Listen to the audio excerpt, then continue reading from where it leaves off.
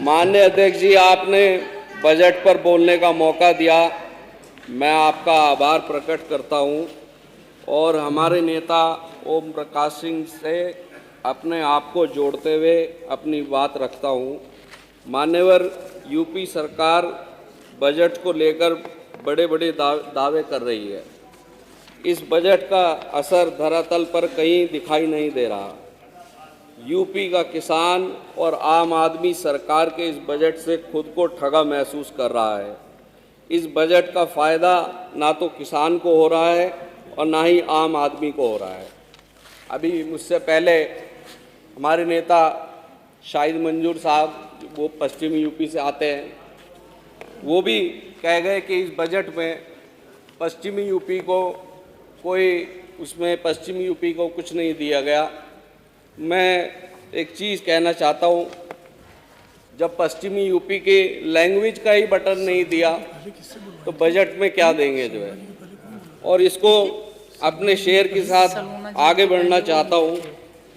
ज़रूरत है उजाले की, अंधेरा कर दिया तुमने, कि लफ्ज़े रहनुमाई को भी गंदा कर दिया तुमने।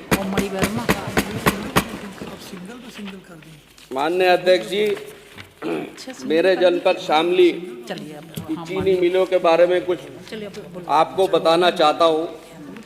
मेरे जनपद में थाना भवन बजाज शुगर मिल पर लगभग किसानों के 150 करोड़ रुपए का बकाया है और शामली शुगर मिल पर इस साल का तो छोड़ ही दीजिए, पिछले साल का लगभग 103 करोड़ रुपए बकाया है और ऊन शुगर मिल का 46 करोड़ रुपए बकाया है।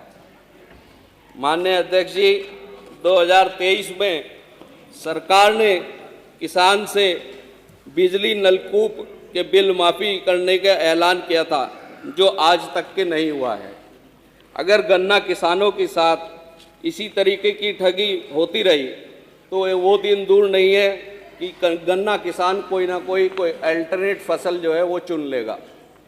माननीय अध्यक्ष जी, सहकारी चीनी मिलों में 20 से 22 हज़ार कर्मचारी काम करते हैं और उन लोगों की जो डेली अलाउंस है, डीए बढ़ाने की उनकी मांग है, जो 38% है, वो लोग भी चाहते हैं कि जिस तरह और लोगों को मिल रहा है उनको भी 54% मिले। माननीय अध्यक्ष जी, किसान सम्मान निधि 6,000 से बढ़ाकर 12,000 रुपये की जाए। सभी को किसान सम्मान निधि मिलनी चाहिए। किसान सरकारी नौकर हो या पेंशन पर हो, वह भी किसान ही होता है। माननीय अध्यक्ष जी, खाद, यूरिया, डाई की कीमतें आसमान छू रही हैं और किसानों को लंबी लंबी लाइनों में खड़े होकर लाठियां खानी पड़ रही हैं। लिक्विड नैनो जो आता है माननीय अध्यक्ष जी, वो किसानों को ज़बरदस्ती खरीदना पड़ रहा है और हम सब जानते हैं, जितने भी यहाँ पे हमारे विधायक बैठे हैं, कि ये नैनो कंपनी किसकी है और किस लिए किसानों को ज़बरदस्ती खरीदना पड़ रहा है। एक पोटाश की कंपनी है जो हमारे ज़िले मुजफ्फरनगर में है, वो भी किसकी है वो भी सब लोग जानते होंगे। तो किसानों को ज़बरदस्ती ये चीज़ें इतनी महंगाई होते हुए खरीदनी पड़ रही हैं। 50 किलो का खाद का जो कट्टा आता था वो जो है 45 का कर दिया और 45 के बाद भी इतना महंगा कर दिया। माननीय अध्यक्ष जी, अभी 4-5 महीने पुरानी बात है, सहारनपुर के सहकारी समिति में जो नौकरियों को लेके जो गबन हुआ, वो अखबार में भी आया और सबको मालूम भी होगा कि इसमें एक भर्ती में 20-20 लाख रुपए लिए गए और 97 नौकरियों में से 70 को निरस्त किया गया। तो सबके सामने अभी भी उस पर जाँच चल रही है। माननीय अध्यक्ष जी, फसल जब किसान की नष्ट हो जाती है तो मुआवजा 85% नष्ट होने पर सरकार देती है, जो कि कम होना चाहिए। फसल नुकसान का 10% मुआवजा मिलता है। फसल नुकसान का मुआवजा कम से कम 50% मिलना चाहिए। मतलब अगर किसान की फसल को 5,000 का नुकसान हुआ तो उसे सिर्फ 200 रुपये मिलेंगे मुआवजे में। तो इसको भी बजट में जो है चेंज करना चाहिए। अभी हमारे पश्चिम के विधायक हैं, सोलर पंप की बात कर रहे थे, बड़ी गुणगान कर रहे थे। सरकार का कहना है कि 22,000 सोलर पंप प्रदेश में लगा दिए गए हैं। माननीय विधायक जी 5 मिनट पहले तो इतने बड़े प्रदेश में 22,000 सोलर पंप ऐसा शामली में हमने तो नहीं देखा है। और मैं एक बात और कहना चाहता हूँ कि ये धन्यवाद विधायक। मैम डिस्टर्ब मत कीजिए, मैम पहली बार बोल रहे हैं जो है।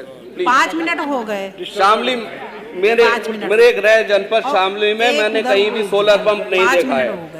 1 बीघा जमीन वाला गरीब आदमी जिसके दोनों तरफ पानी रोक दिया, माननीय मंत्री जी इसको 1.5 लाख रुपए। दयाशंकर मिश्रा जी, माननीय मंत्री दयाशंकर मिश्रा जी, अपने जिले की मांग तो कर लेनी, तो पहले रख लेना चाहिए विधायक जी, लिख करके दे अपने जिले की मांग तो पहले रख लेना चाहिए। माननीय अध्यक्ष जी मेरे शामली जनपद में ट्रॉमा सेंटर, माननीय मेरे शामली मंत्री जी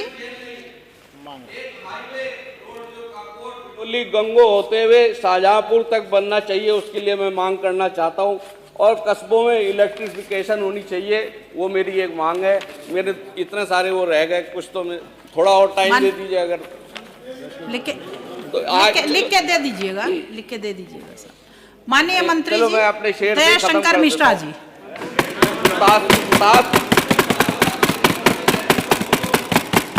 अब रहने दो नाहिद भाई। मैंने अभी शायरी चल रहा है ना उसका।